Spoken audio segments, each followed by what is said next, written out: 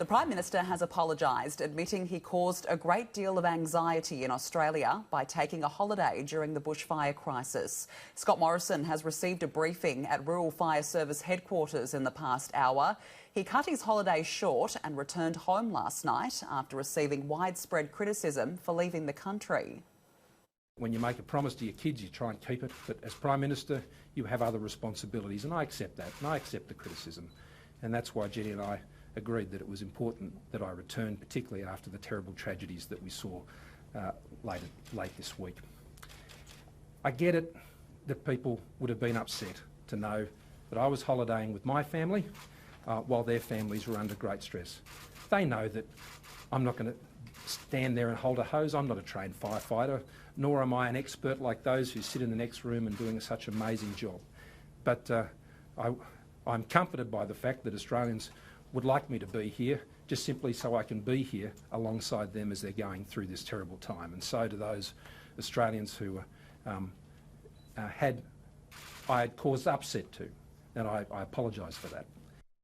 One man is missing, and it's feared dozens of homes have been damaged or destroyed by a mega blaze burning in Upper Turon and the Blue Mountains northwest of Sydney. Damage assessment teams will head to the fire zones today to count the cost, while fire crews will take advantage of cooler conditions to strengthen containment lines. Sky News reporter Charlotte Mortlock has more from RFS headquarters. Over 100 bushfires are still burning across New South Wales, 7 of them at a Watch and Act level, but thankfully none of them are at an emergency level. Last night, multiple properties were lost at both the Gospers Mountain Blaze and Greenwattle Creek fire, but at the moment, numbers are not known. Today, impact assessment teams will try to gain access to assess the damage. The Blue Mountains saw a maximum of 37 degrees, 14 above the average on Saturday. A 12-degree temperature drop occurred in just 1 hour as a southerly buster moved through, winds gusting to 60 kilometres per hour. Despite the smoke causing plenty of problems across the state in the last month, yesterday it actually helped. The indications are that the heavy smoke, which is causing so many problems in its own right, actually provided us a buffer. It actually served as an insulation across the Greater Sydney Basin, which stymied the ability of the temperatures to build up as quickly as they thought. Sadly, no significant rain is on the horizon, and there's still plenty more bushland to burn. New South Wales, from memory, is about 80 million hectares. We've burnt just over 3 million hectares. It's sure the vast majority of the western area of New South Wales has no fire risk because of the profound effect of this awful drought that we're experiencing. But there is still a lot of bushland area still burning and still available to burn. 30 fresh firefighters have just arrived from North America. All hands will be on deck for the next 6 days to use more favourable conditions to try and contain some of the blazes. Let's go live now to Stella Todorovic, who is in Hartley Vale. Stella, what's it like where you are?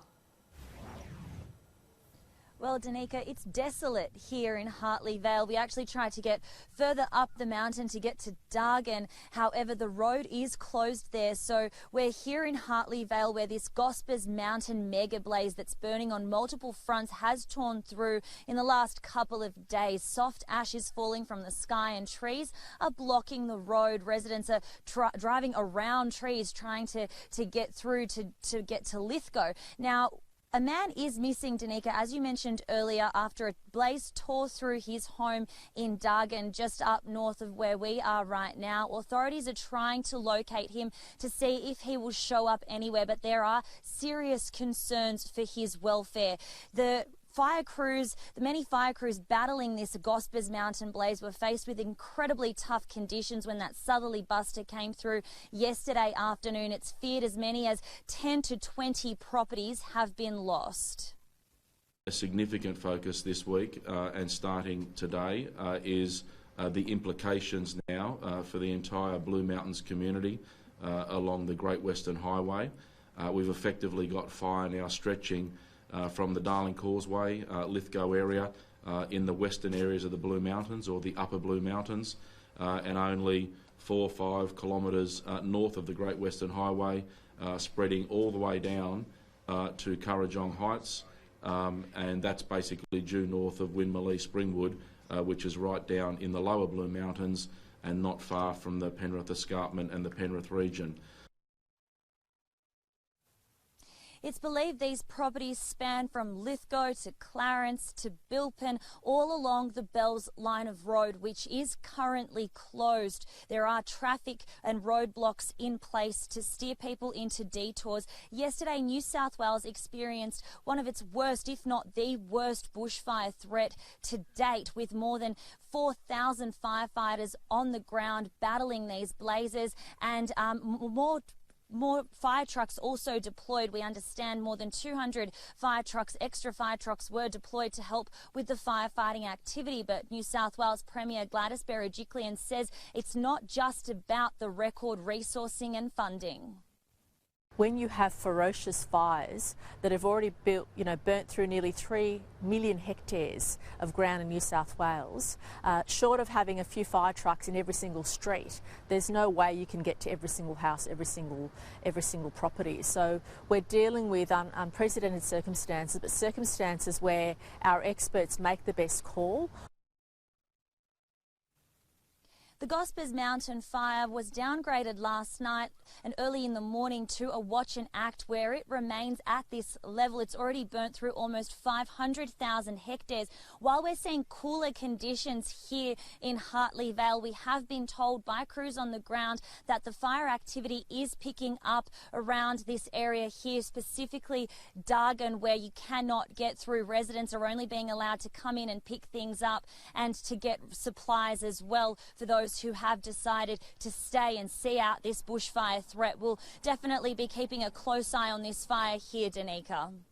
Stella Todorovic, thank you. Appreciate the update. Meanwhile, financial assistance has been extended to residents affected by the South Australian bushfires under the National Disaster Recovery Fund. Emily Burley joins me now live from the Adelaide Hills, where fires have destroyed homes. Emily, how much money is being offered?